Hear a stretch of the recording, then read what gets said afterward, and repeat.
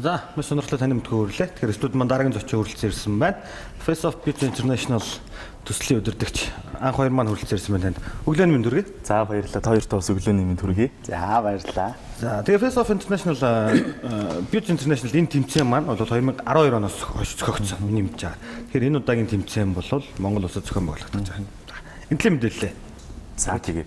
Өмнө нь манай Монголын гоо бүсгүүчүүд миссүүд гадаадын улс орнуудыг зорж олон улсын тэмцээн хуралдаанд оролцдог байсан бол энэ жил бид эх орондоо анх удаага дэлхийн 60 орны гоо бүсгүүчүүдийг угтаа авахд бэлэн болоод байна.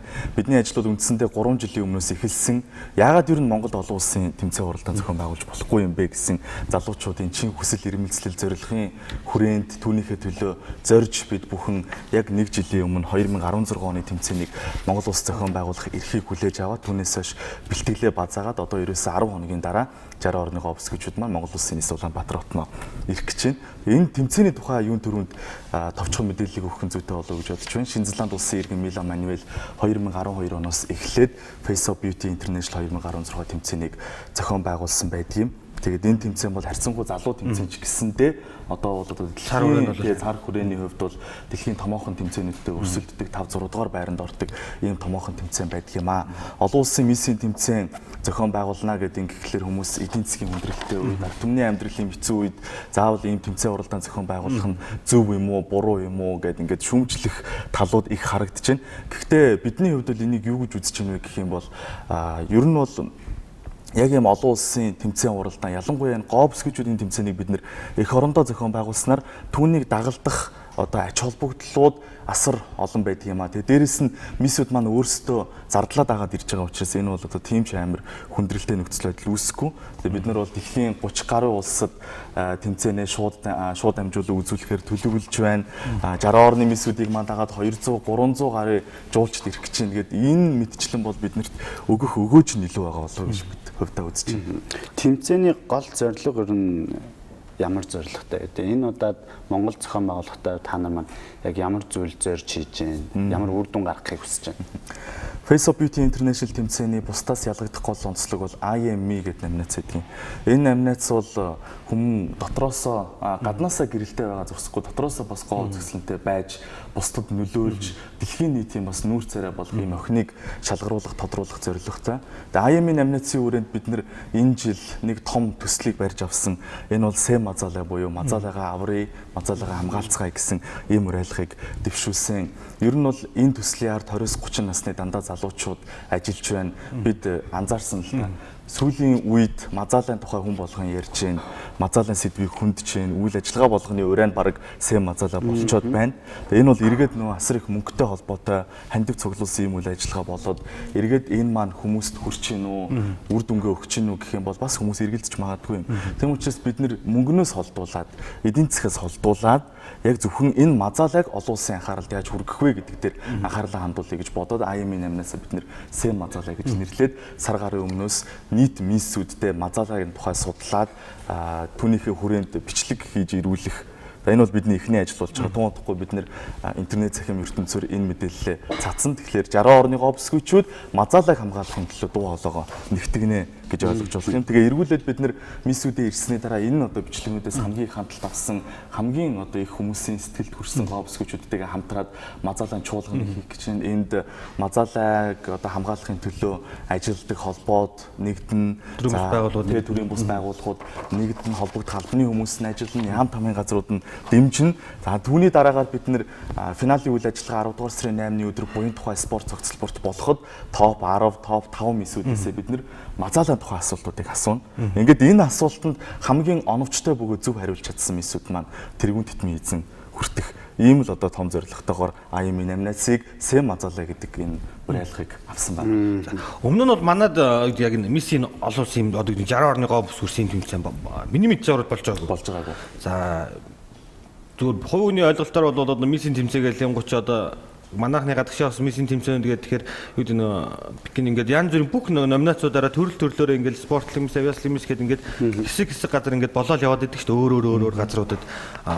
Энэ миссүүд маань ирэхээр ямар төрлөөр өрсөлдөх вэ? Манад юу одоо юу гэдэг үзүүлэх. Тэгэхээр бид нар тэр арга хэмжээнүүдийг үзэгчд очиж үзэх боломжтой. Яг тэгэхээр 60 орны гоо бүсгүүчүүд гэдэг дээр маань залуучууд бүсгүүчүүд маань бол бүгд сонирхож байгаа. За магадгүй гэдэг нэг авиаслын мис гэхээр тэр үний тэр үзүүлбэрүүд нь хаана гарч болох вэ гэдэг юм уу? Ямар төрлөөр явагдах юм? Хамар хүрээ нь юу яаж явагдах юм? Тэмцээн маань үндсэндээ 9-р сарын 26-наас 10-р сарын 9-ний хооронд буюу нийтдээ 14 хоногийн хугацаанд үргэлжилдэг. Энэ хүрээнд бол бид нэр авиаслыг мис, спортлог мис, усны хувцастай мис, топ модель, намнаац, тэгээд төгсгөлийн ёслолын ажиллагаа гээд 6-7 үндсэн үйл ажиллагаануудыг төлөвлөөд энэ дээр нэмэгдээд бол миний түрүүний ярьсан СЭМ мазал ажуулга уулзалт байж байгаа жишээ тийм. Тэгээ бид нэр яг олон нийтэд зориулаад нийтдээ 2 л одоо үйл ажиллагаагаа хүргэхээр шийдээд байгаа. Нэг нь бол усны хувцастай мис топ модель намнаац маань нэгдээд 10 дугаар сарын 5-ны өдөр Шангрила зочд буудалд нэг том үйл ажиллагаа болно. Энэгээр бол бид нэр Монголын томоохон брэндүүдийг сурталчилсан. За тэгээд Монголынхаа бас ахуй соёлыг олон нийтэд хүргэсэн ийм том үйл ажиллагаа зохион байгуулна гэж бодож байна. 10 дугаар сарын 8-ны өдөр буян тухай спорт зохицол спорт нийтдээ 5000 гаруй хүний суудалтай энэ танхимд бид нэр төгсгөлийн ёслолын ажиллагаа хийн. Энэ бол хүн болгоны өмнө нээлттэй байх юм. Тэгээд яг энэгээр бол бид нэр мэдээж дэлхийн 30 гаруй улсад хүрнэ гэдэг бол энэ бол Монголын аялал жуулчлал, соёл урлагийг сурталчлахад том одоо түлхүүр болох учраас бид нар энэ төгсгөлийн ёслолын ажиллагаан дээр хамаг анхаарлаа хандуулад энэ үеэр л одоо Монголыг юу төлөөлж чадах вэ? Дэлхийд монголчуудыг юугаар харуулж чадах вэ гэсэн бүх зүйлүүдээ бид нэр яам тамгийн газрын дэмжлэгтэйгээр бодлогын түвшинд бүх зүйлээ бид нэр тусгаж ирж байгаад олон нийтэд үзүүлэх юм төлөвлөгөөтэй байж байна. Тэгээд 14 хоногийн хугацаанд бол бид нэр Улаанбаатар хотоос Зайдуу, Resort World тэрэлж хотел гэдэг одоо тэрэлж цоошин нэр нэгдэж байгаа 4 хоттой зочд буудалд говс гэжүүдээ аваачиж тэрэлжийн үзэсгэлэнт газартай 2 хоногийн турш танилцуулах. Тэндээ бид нэр спортлог мисээ шалгаруулах. Улаанбаатар хоттой бол Улаанбаатарын бас онцлог газрууд бидэнд байна. Энэ бол одоо музей, үзэр үйлчилгээний газрууд гэдэг энэ үйлчилгээний газруудаар аялуулах гээд 14 хоногийн хугацаанд аялуулах л одоо Монголыг л таниулах, Монголыг суталчлуулах. Одоо эн чинь Facebook, интернет зохион орчин гээд маш том өргөн дэлгэр хүн болгон дэлхийн аль ч өнцгөөс харах боломжтой юм бидний өмнө нээлттэй болцсон байна. 60 орны говс хөгчүүд эднийг дагалж ирж байгаа 200-300 жуулчин Монголын тухай эрэг сэтгэгдэлтэй буцаад тэр одоо Facebook дээрээ зураг тавихад бол тэр нь эргээд одоо 10, 20, 30 хэд ч байдгийн хүнд хүрнэ гэдэг бол Монголын бас хөгжил төв нэмэр оруулна гэж бид харж байна. Нэг юм аягүй сонирн байгаа. За мисүүд нэрчих юм байна. За мэдээж энд бол түр саяса 20-30 насны залуучуудын баг ажиллаж байгаа. Тэгэхээр 20-30 насны залуучууд эх орноо яаж сурчилж болох вэ гэдэг тэр нөгөө санаа идеанууд бол маш өвөрмөц, маш гоё юм байгаа. Яг нөгөө цаг үед өглөө алхаж байгаа байх мэдээж. Шүүгч нар ямар хүн байх юм? За тийм. Шүүгч нар бол үндэсний оролцогч үзэгчдийн хувьд, хүмүүсийн хувьд хамгийн их сонирхолтой анхаарлыг татж байгаа зүйл байх шиг байна л та. Тэгээд үндэсний оролцогчоо бид нэр сар гаруй өмнө тодруулсан. Үндэсний оролцогч маань бэлтгэлээ базааж байгаа. Их орны нутгийн дэвжээ ээлтэй гэж ярьдаг. Магадгүй энэ удаагийн Монгол улстай зохион байгуулагдаж байгаа тэмцээн уралдаанд бид нэр тэтмийн эзэн болохыг ч бид нэр үүсгэхгүй. Тийм учраас бид нар бэлтгэлийг сайн хангуулж байгаа. Тун удахгүй 2-3 хоногоос бид нэр үндэсний оролцогч хэн бэ гэдэг тэр нууцыг задлах гад бэлтгэл ажиллагаа базааж байна. Шүүгчдийн хувьд бол бид нэр гадаадаас 5 шүүгч, Монголоос 3 шүүгч суух төлөвлөгөөтэй байгаа. Гадаадаас ирэх шүүгч нар бол аль хэдийн тодорхойлсон. Тэмцээний маань ерөнхийлөгч. За тэгээд дэлхийн номер 1 гоо сайхны сайт Missology гэдэг одоо хүмүүс мэдэндээ яг одоо миссийн тэмцээнд явж байгаа Монголын оролцогчдын баг хувь заяа гэх юм уу эсвэл хэр өндөр чансаатай оролцох вэ гэдгийг тодорхойлдог юм бол Missology гэдэг хөндлөнгийн ажиглагчид мэрэгжлийн тэр сайтыг нь бол одоо 500 гаруй сая хүн сардаа тогтмол үзчихэдэг ийм том сайтын ерөнхийлөгч Монгол улсад ирэх гэж байна. Мөн түүнчлэн энэ тэмцээний өмнөх жилийн тэтмийн эзэд ирнэ. Харин одоо онцгой зочноор бид нэр Амьд Барби гэж дэлхийд дахин алдаршсан Валерия Лукьянова гэдэг эмэгтэйг урьж байгаа.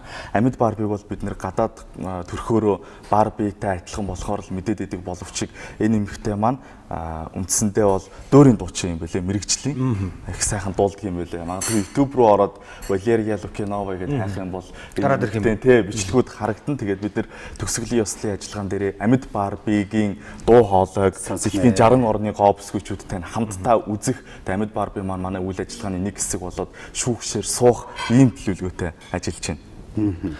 Мэдээж миссийн тэмцээн гэдэг бол миний ажигласнаар одоо шинэ дэлхийн миссийг бол салах гүйцэтгэлтэй байнга л үзэл яг тэндээс энэ жилийн дэлхийн мис юм болохоо. Тэгэхээр дэлхийн мис дээр бол харьцангуй нөгөө нутгийн дэвжээж гэдэг юм нэгтлийг барьсан ч гэдэг юм шүүгчийн болохоо харьцангуй миний хувьд аяг бага санагддаг. Спортыг бодвол арай шудраг болдог байх. Тэгэхээр үзэгчд маань гэсэн бодож байгаа. За эх орныхоо дэвжээнд дэмжинэ гэдэг юм Монголоос шүүгчнэр нь гарч ирэл Монгол өгөл төрүүлчих байл гэдэг. Тэгэхээр гэрээнүүдэд бол тийм байхгүй. Тэгэхээр ямар ч сан та бүхэнд бид бүхний хувьд бол хоёрхан боломжтой болох юм байна. Шангрила дээр нэг үзэх боломж нь гарч ирнэ. Нөгөөх нь 10 сарын 8-нд тий 19 цагаас юм байна. Хаалтан дээр очих юм байна. Тэнд очно амьд барбиг бас харж болох юм байна. 60 орны мисүүдийг бас 60 орны мисүүдийг харна. орныхоо мисийг бас дэмжин Харьцуулж харна л гэсэн үг шүү дээ. Тийм ээ? Тэглэгээ авах. Тэгэхээр өөрийнхөө улсад болж байгаа тэмцээнд эх орныхоо мисийг дэмжиж бөөнөрөө очиж оролцоорой. За мэдээж эх оронд нь болж байгаа тэмцээн учраас тэр уухай, тэр алга ташилт, тий магадгүй тэр шүглийн дуунууд тэр заалыг нэжигнүүлэн байж ээж манай мис бас энэ тэргуун нэтмийг авах боломжтой болох байхаа. За өнөөдөр маань зочинд одоо бит хоёрын асууж амжаагүй асуугаасай гэж бодож байгаа өөр мэдээллүүдийг манай Би бас нэг юм асуумаар байгаа. За. Мэдээ залууны хувьд энэ том ажлаар гарах гэж байгаа. Яг саад бэрхшээл хүндрэл юу? би яг сая энэ тухай ярих гэж байлаа. Тий. Ер нь бол энэ том төслийг барьж авах тэгээд яг ийм одоо үед буюу энэ жил чинь одоо сонгуул боллоо, улс төрийн тогтворгүй байдал, эдийн засгийн хүнд нөхцөл байдал гээд энэ том төслийг барьж аваад үүний ард гарах гэж хичээж зүтгэж хийн гэдэг бол хэцүү ажил байлаа.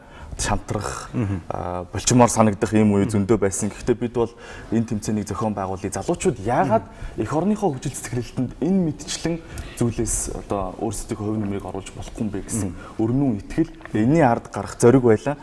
Тэгээд одоо ямар ч хэлсэн 10 хоногийн дараа миссүүдээ угтаад үдэж гаргахдаа бид нэр тэр хүн болгоныг сэтгэл хангалуун хамгийн гол нь бид нэр энэ миссийн тэмцээний тэтмийн мэдснийг тодруулахдаа чухал биш.